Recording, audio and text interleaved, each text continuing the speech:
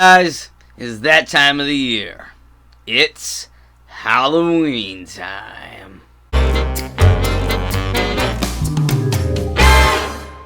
Hey guys, how you doing today? This is David Lucas back here again. Welcome back to my channel. I'm back here again after all their long hiatus, I know, but I'm back here again to start it since now it's October. It's, one of the best times of the year, especially for movies, because let's face it, horror movies are amazing. I love horror movies. And I love Halloween time and the whole October fall time, so it's a good time of the year, right? Now, to start out for my Halloween and October type of reviews for this month, I'm gonna be posting reviews more than once a month. It's a goal of mine that I'm gonna do. It's a goal that I have to stick with, that I'm gonna be reviewing more movies this month.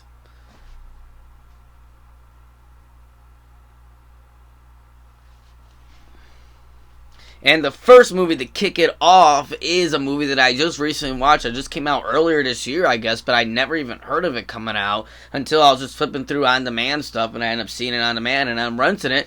And it is the movie, I hope I'm saying it right, Vivarium, starring Jesse Eisenberg. And now this movie does have a very weird, kind of strange kind of plot. And basically, to sum it up, the best way of this plot is that a young couple is looking for a first home together and ends up getting trapped in a Twilight Zone-ass city where some mysterious man led them to, and the only way out of this weird Twilight Zone-ass city where every house is the same is to raise this baby that ends up becoming a child very quickly throughout the movie.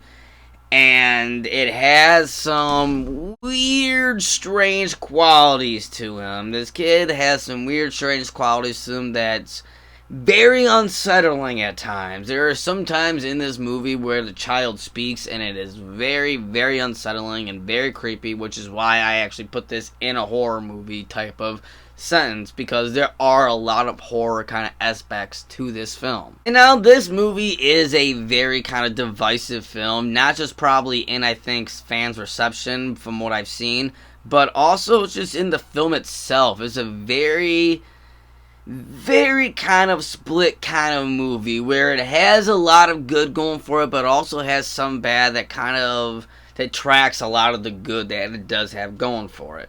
Now, like in all my reviews, I always say the good and the bad going into movie, and I'm going to start out with this one with some of the good qualities that I did find in this movie. Right off the bat, like I said, I was there in the very beginning, that this movie has a lot of Twilight Zone-ass inspirations in this movie, and you can really tell it just from kind of the opening scene and the first kind of when we start meeting new people and start seeing new people in this movie. Everything's very strange and kind of off-settling, and it gives you that kind of Twilight Zone-esque feel, especially when they reach the city that they are in, that they're stuck in.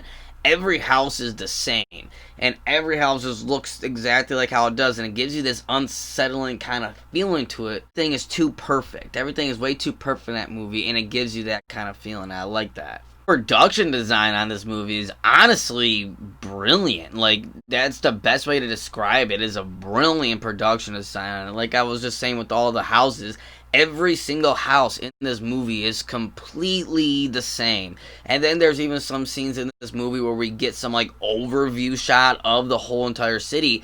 And just for that, it looks very good and very, very well. The color set up with all the ornaments and things inside the house is really nice. I really, really dig the production design in this film. Really solid performances all the way around with Jesse Eisenberg and Imogen Poots. I hope I said her name right, Imogen Poots. Especially her performance was great. Jesse Eisenberg did great. He's always good in everything. He's a good actor. I like Jesse Eisenberg as an actor. But Imogen Poots, wow, she really sold in this movie. And there were some scenes where you can tell she is just done and fed up and just had enough of everything, and she goes kind of crazy, and you really feel that tension, you really feel that coming off of her. And she has some really good scenes in this movie, and to me she was the most standout, even though Jesse Eisenberg was great because he always is great, but to me she was like the main standout. And these two really did deliver some great performances in this movie. Even the overall feeling and atmosphere of this movie is really good, because you really kind of get that feeling as it goes on and on. You get that feeling of, oh crap, these people, the two main characters, are starting to really, slip. They're really it's really starting to eat at them, that every single house in this neighborhood is exactly the same, and then there's no way out. There's literally no way out. Every time they go different direction, different place, different avenue, they end up at the same place.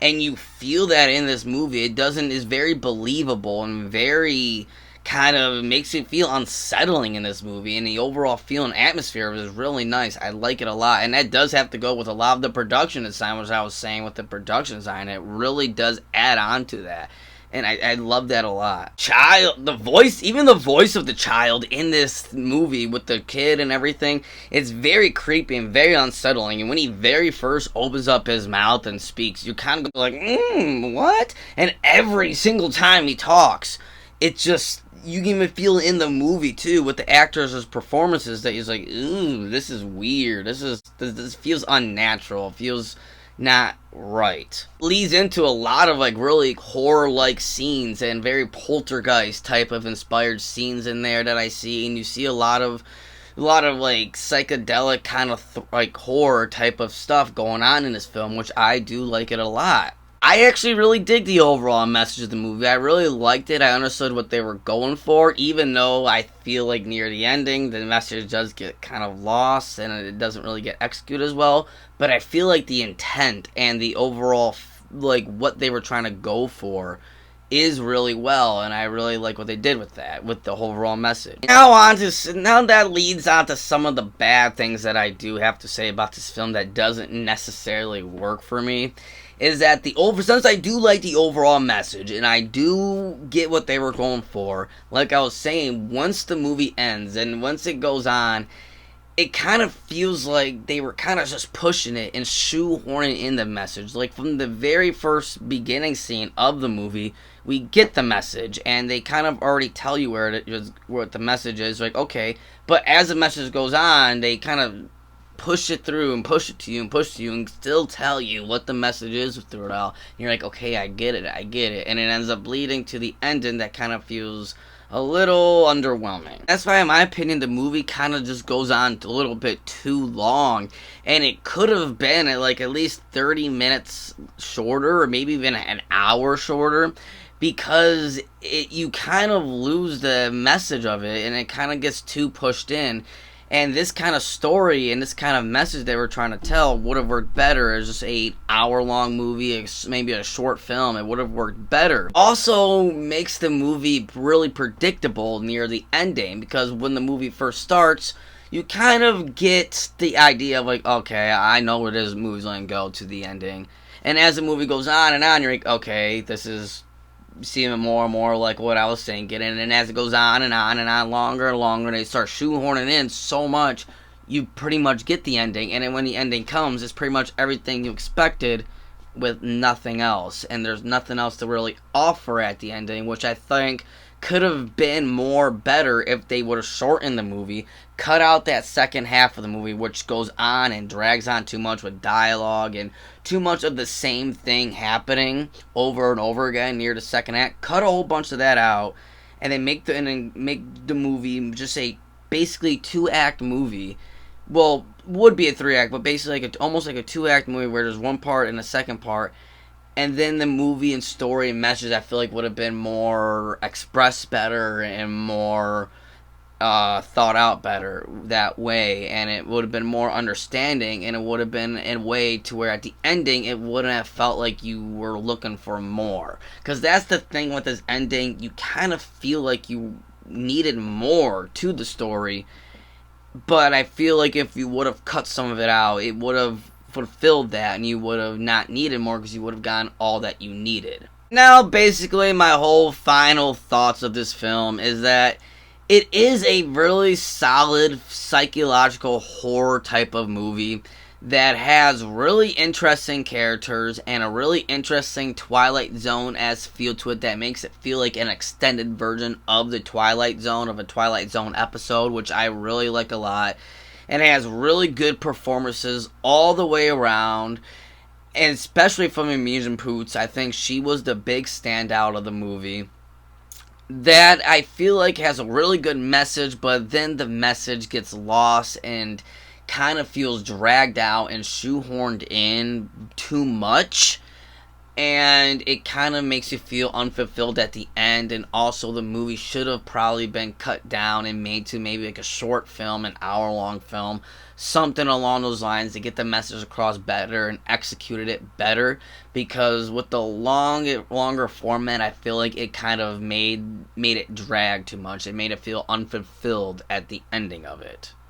Overall scoring I'm going to have to give to this film is a 6.5 out of 10, basically a 65%. I'm going to have to give it to this.